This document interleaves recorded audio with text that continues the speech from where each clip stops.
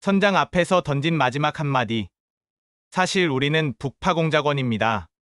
안기부 홍 선생 알죠? 그 순간 선장의 얼굴이 새하얗게 변했습니다. 0.0001%의 확률. 안기부마저 경악한 기적의 탈북 실화. 지금 시작합니다. 제 이름은 김철수 가명입니다. 1990년대 중반 저는 북한의 평범한 도시에서 살고 있었습니다. 별다른 꿈도 없었고 그저 하루하루 주어진 일을 하며 살아가는 평범한 주민이었죠. 탈북. 그런 생각은 꿈에도 해본 적 없었습니다. 남한은 그저 TV에서 보는 먼 나라, 언젠가 통일되면 만날 수 있을까 하는 막연한 곳이었을 뿐이에요. 그런데 어느 날, 오랜 친구 하나가 저를 찾아왔습니다. 철수야, 너 중국말 좀 할 줄 알지? 친구는 제게 은밀히 제안을 했어요. 중국에 장사하러 가는데 통역을 해줄 사람이 필요하다는 겁니다. 딱 3일만 고생하면 돼. 돈도 꽤 벌 수 있어. 솔직히 고민이 됐습니다. 불법으로 국경을 넘는 건 위험한 일이었으니까요. 하지만 그때 우리 집 형편이 좋지 않았습니다. 배급도 제대로 나오지 않고 가족들 먹여 살리기가 점점 힘들어지던 시기였어요. 3일만 다녀오면 되겠지. 저는 결국 친구의 제안을 받아들이기로 했습니다. 짐. 거창하게 챙길 것도 없었어요. 어차피 3일 후면 돌아올 거니까요. 사탕 한 봉지만 달랑 들고 저는 친구와 함께 국경을 향해 걸어갔습니다. 국경을 넘는 건 생각보다 쉬웠습니다. 친구가 이미 브로커와 연결되어 있었고 경비가 허술한 틈을 타서 두만강을 건넜죠. 3일만. 금방 돌아올 거야. 사탕 봉지를 꼭 쥔 채 저는 중국 땅을 밟았습니다.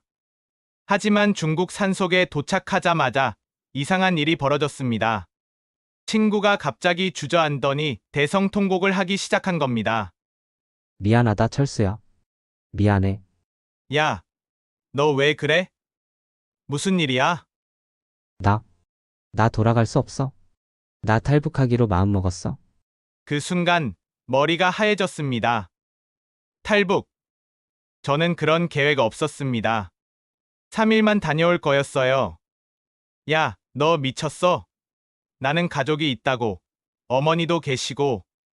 하지만 친구는 이미 결심한 상태였어요. 철수야, 너도 이왕 이렇게 된 거 같이 가자. 북한으로 돌아가면 너도 끝이야. 국경 넘었다는 게 들키면 정치범 수용소 간다고. 순간 온몸이 얼어붙었습니다. 친구 말이 맞았어요. 이미 국경을 넘은 이상 돌아가도 무사하지 못할 겁니다. 이게 무슨 사탕 한 봉지 들고 나왔다가 이게 뭔 일이야. 저는 얼떨결에 계획에도 없던 탈북자가 되어버렸습니다. 친구와 저는 일단 중국 도시로 향했습니다. 목표는 하나, 한국 대사관을 찾는 것. 하지만 문제가 있었습니다.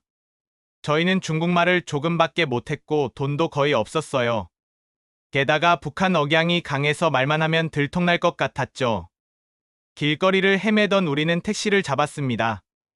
대사관. 한국. 대사관. 택시 기사는 고개를 끄덕이더니 차를 몰기 시작했어요. 한참을 달려 도착한 곳. 거대한 건물 앞에 내려진 저희는 안도의 한숨을 쉬었습니다. 하지만 건물 입구의 국기를 보는 순간 온몸에 식은땀이 흘렀습니다. 인공기. 우리가 내린 곳은 한국 대사관이 아니라 북한 대사관이었습니다. 아니다. 여기 아니야. 저희는 황급히 택시로 돌아갔지만 택시 기사는 이미 의심의 눈초리로 저희를 바라보고 있었어요. 돈 내. 하지만 저희에겐 돈이 없었습니다. 택시 기사는 점점 목소리를 높였고 주변 사람들이 모여들기 시작했어요. 그때였습니다. 제가 대신 내드리죠. 한 중년의 한국인 남성이 나타나 택시비를 대신 내주었습니다. 상황을 정리한 그분은 저희를 안전한 곳으로 데려가 물었어요. 탈북자시죠? 저희는 고개를 끄덕일 수밖에 없었습니다. 이것 또한 분단의 비극이군요. 그분은 한숨을 쉬며 말했습니다. 베이징에 영사관이 있습니다. 거기로 가세요. 이건 여비입니다. 그분은 돈 몇 장을 건네주고는 더 이상 말없이 사라졌습니다. 구세주였습니다. 우여곡절 끝에 베이징 영사관에 도착했습니다. 이제 살았다. 하지만 영사관 직원의 대답은 냉정했습니다. 죄송합니다. 지금은 외교적으로 민감한 시기라 받아들일 수 없습니다. 당신은 중국과의 관계 때문에 탈북자 수용이 쉽지 않던 시기였어요. 그럼 우리는 어떻게 해요? 최선을 다해 보겠습니다만 시간이 걸릴 겁니다. 막막했습니다. 중국 공안에 잡히면 북한으로 강제 송환됩니다. 그럼 정치범 수용 소행이죠. 며칠을 숨어 지내던 중 우리는 한 소문을 듣게 됩니다. 천진항에 한국으로 가는 화물선이 있대. 마지막 희망이었습니다. 친구와 저는 마지막 남은 돈을 털어 천진항으로 향했어요. 항구를 헤매다가 겨우 한국 선박을 찾아냈습니다. 하지만 선장은 단칼에 거절했어요. 안 돼요. 밀항자를 태우면 저도 큰일 납니다. 제발요. 우리 북한으로 보내지만 마세요. 하지만 선장은 고개를 저었습니다. 그때 친구가 제 귀에 속삭였어요. 철수야, 북파공작원인 척하자. 안기부 요원인 척. 뭐? 그게 무슨... 이러다 죽는다. 마지막 도박이야. 저는 떨리는 목소리로 선장에게 말했습니다. 사실 우리는 북파공작원입니다. 선장의 눈빛이 변했습니다. 하지만 여전히 의심스러운 표정이었어요. 증거가 있나요? 증거? 그런 거 있을 리 없었습니다. 저는 급하게 머리를 굴렸습니다. TV에서 본 영화, 소설. 뭐라도 떠올려야 했어요. 안기부 홍 선생 알고 계시죠? 성씨 중에 가장 흔한 게 김, 이, 박인데 왜 하필 홍 씨를 말했는지 저도 모릅니다. 그냥 입에서 나왔어요. 홍 선생, 선장의 얼굴이 순식간에 변했습니다. 새하얗게 질린 표정으로 저희를 뚫어지게 쳐다봤어요. 잠깐만요. 확인 좀 해보겠습니다. 선장은 급히 선실로 들어가더니 누군가에게 전화를 걸었습니다. 저와 친구는 서로를 바라봤습니다. 이거 어떻게 되는 거지? 심장이 터질 듯 뛰었어요. 만약 거짓말이 들통나면 그대로 중국 공안에 넘겨질 겁니다. 10분쯤 지났을까? 선장이 나왔습니다. 표정이 완전히 달라져 있었어요. 죄송합니다. 몰라 뵙고 실례했습니다. 네, 안기부에서 연락받았습니다. 북파공작원 두 분이 오신다고. 제가 모시고 가라고 지시받았습니다.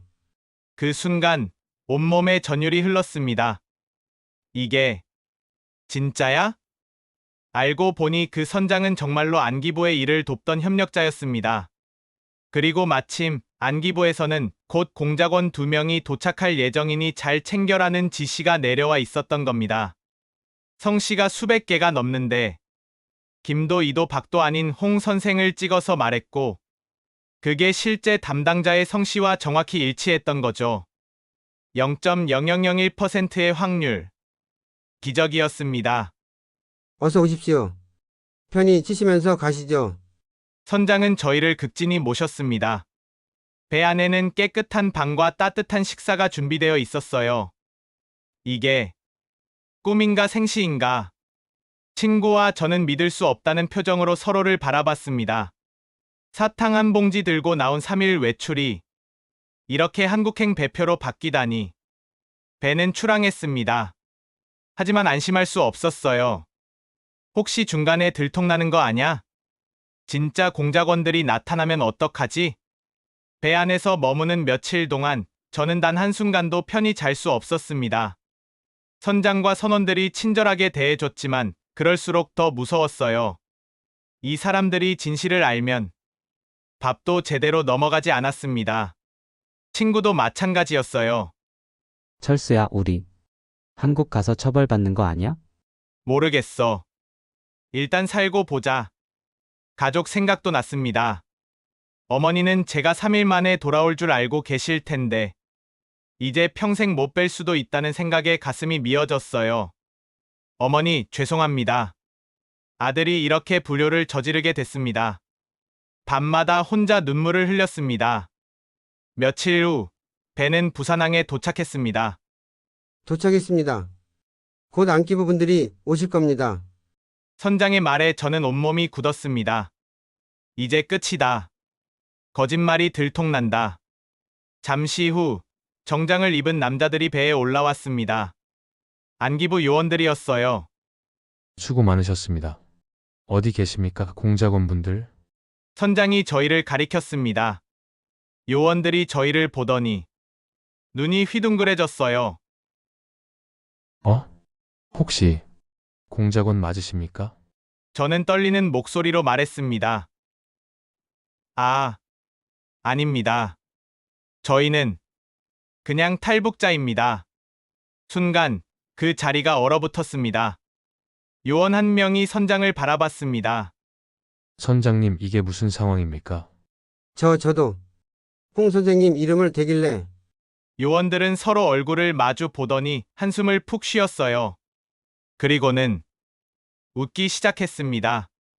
아니, 이게 말이 됩니까? 하필 홍 선생을? 이런 경우는 처음입니다. 정말 처음이에요. 한 요원이 저희를 보며 고개를 저었어요. 여러분, 복권 당첨보다 어려운 확률 아십니까? 그걸 맞추셨어요. 안기부 사무실로 옮겨진 저희는 조사를 받았습니다. 모든 경위를 설명하자 요원들은 어이없다는 표정을 지었어요. 계획도 없이? 네, 정보도 없이? 네, 그냥 친구 따라 나왔다가? 네. 그리고 북파공작원이라고 거짓말하면서 하필 담당자 성씨를 정확히 맞추다니요. 운이 좋았습니다. 한 요원이 펜을 탁 내려놓으며 말했습니다. 여러분은 우리가 본 탈북자 중에서 제일 멍청하게 탈북한 사람입니다. 죄송합니다. 아니, 죄송할 게 아니라 신기해요. 어떻게 이렇게 운이 좋을 수가 있죠? 다른 요원이 웃으며 말했습니다. 보통 탈북자들은 몇 달, 몇 년을 계획하고 준비합니다. 브로커에게 수천만 원을 주고 목숨 걸고 루트를 뚫어요. 근데 여러분은 사탕 한 봉지 들고 나왔습니다. 네. 그리고 운만으로 여기까지 왔어요. 요원들은 고개를 절레절레 흔들었습니다. 이거 보고서 쓰기가 민망한데 누가 믿겠어요, 이걸? 하지만 결국 저희는 정식 탈북자로 인정받았습니다. 대한민국 국민이 된 겁니다. 탈북 후 몇 년이 지났습니다. 저는 지금 서울에서 작은 식당을 운영하고 있습니다. 가끔 손님들에게 제 이야기를 하면 다들 믿지 못해 해요. 그게 진짜 실화예요? 네, 진짜입니다. 그럼 북한에 계신 가족분들은? 그게 제일 마음 아픕니다. 어머니와는 이제 평생 만날 수 없을지도 모릅니다.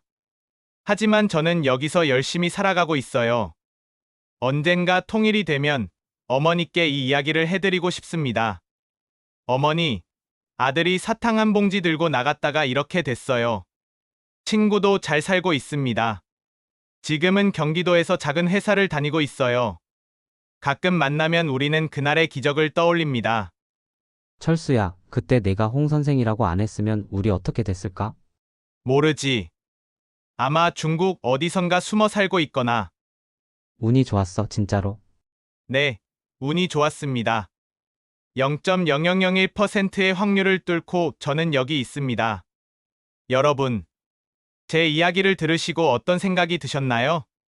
운이 좋았네 하고 생각하실 수도 있습니다. 맞습니다. 저는 정말 운이 좋았어요.